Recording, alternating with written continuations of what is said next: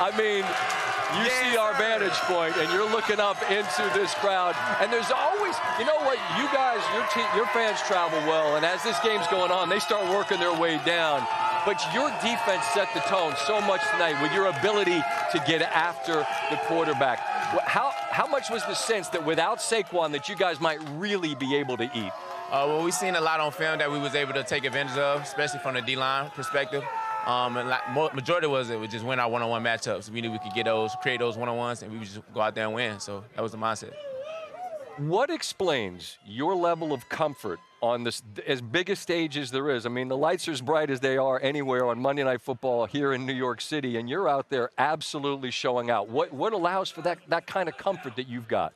Well, I feel like it comes from my team. You know, that defense, they accepted me to come in and play a big role. They just tell me it's just football at the end of the day. Just go out there and play your game. We know how you like to play. We got your back out here if you make mistakes. So the defense really, they just help me settle on in. But, and I appreciate what you're saying because you got a guy like Bobby Wagner, a vet who comes back and you're shaking your head like yes, sir. Like an old head like that, right? That's OG right there for sure. But I mean, to be able to switch positions the way you've had to as a result of injury, like Ryan Clark, who's going to join us in a bit, he's shaking his head watching you play early and said, like, Scott, this just doesn't happen. To be able to just sort of adapt to whatever situation, that's unusual, but you've been comfortable in whatever they've asked you to do. I guess I'm interested in, it's just the team? It's just the team, man. The scheme that we running, I was able to learn it pretty well. I was able to move inside and outside. The coach would make my job very easy, so once I get out there and see a lot of things that I see on tape, it makes my jobs kind of easy because I know how to play it. Do you prefer one over the other? Not at all. I prefer whatever coach need me to get done. Okay. I ain't gonna lie, I like nickel kind of a little bit more. Okay, so I appreciate that. You gave me a BS answer and then you told me the truth. But you're thriving in that role. And this defense, I mean, you get Jamal back, obviously he gets hurt. But what can he mean when he's able to be out there all night long? To having a guy, speaking of OGs, having someone back like him. You seen him out there, just the play that he made, the energy that everyone came when he celebrated when he made the play. It just makes us play even with more swag and more comfort. But like Jamal went down, but we always, like we said, we have each other back out there, so we just continue to play for each other. I'm still trying to figure out what happened week one. That was a straight. You guys lay an egg, but since then you guys have, with a rocket, you've won the last three, and now you enter a bye. What do you guys do with the time in between now and your next game?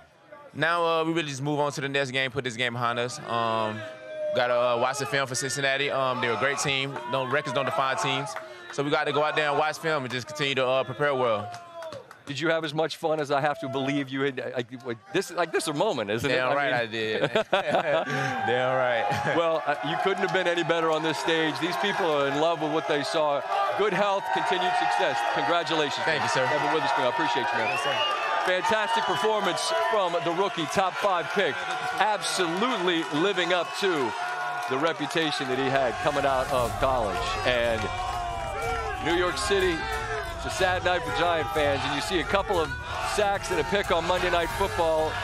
Not a long list, but now it includes Devon Witherspoon as he goes over to show some love that folks have been showing him all this love this evening. Ryan Clark is with me now. I don't know what that man could have done tonight. No, he was under siege the entire night. Yeah. Just no protection. The Seattle Seahawks were constantly pursuing him, and I know he's doing the right thing by saying I, but this was a team failure tonight. Brian Dable said, by the way, no change at the quarterback position. Devon Witherspoon was sitting where you're sitting right now, and I was struck by something. You're smiling the same way I was. He's 4 games into his career, and I get the sense that he doesn't really recognize the enormity of what he did on this stage with the entire league watching. It's not like he was a secret, but if you didn't know, now you know. Well, it's one of those things that for people who don't stay up late to watch the games in the Pacific Northwest, you don't know who this kid is. This is the number 5 pick of the entire draft. In a draft that was deep in cornerbacks, the Seattle Seahawks said, I'm going to pick you at 5. And I always say this, if a guy goes top 5 at the safety or the cornerback position, you have to believe that he has Hall of Fame potential. And no, I'm not getting there from one night, but what he was able to do moving from outside to the inside tonight was extremely big, especially after the letdown of losing Jamal Adams. This is a guy who was expected to play well, who was expected to play early, and he's so smart, and he's led by so many, as he calls it, OGs, he feels right at home no matter where they fit him in this defense. I just think about this particular stage and how one play can change your life. Odell Beckham Jr.'s life changed because he made, now granted, he made that catch against the Cowboys on this field, but a play in this place can change your life. He made 60 minutes of plays, and it was insane the impact he had on this football game. You know what was amazing? It wasn't a fluke. No. Right? Like this is a guy who was vital to this team tonight. Kobe Bryant, who was the normal starter at nickel, he was inactive tonight. Jamal Adams starts to play. There's so much excitement around it. He makes the big hit. And the physicality that he showed in the run game, also rushing the passer, was the thing that tells you this is a guy who can play both inside and out and be extremely impactful. You don't use top 5 picks in this league on little dudes that play corners. You do not. Seattle not did. in this. And think about that. Seattle did. The team that had all of the long corners, the Richard Shermans. You draft Tariq Woolen, who's playing on the other side. Reek's a big guy. Exactly. And you go get a 5'10", 180-pound corner from the University of Illinois. At number 5.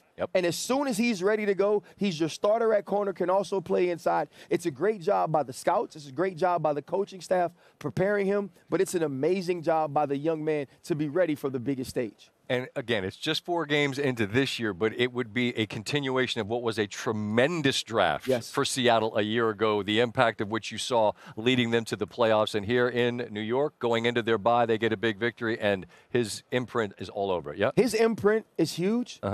The New York Giants are in trouble. Oh, yeah. Well, Miami and Buffalo, the next 2. Yeah. Is their season essentially done? I believe it is, Scott. I believe it is a wrap for the New York Giants. Look, and we know things change.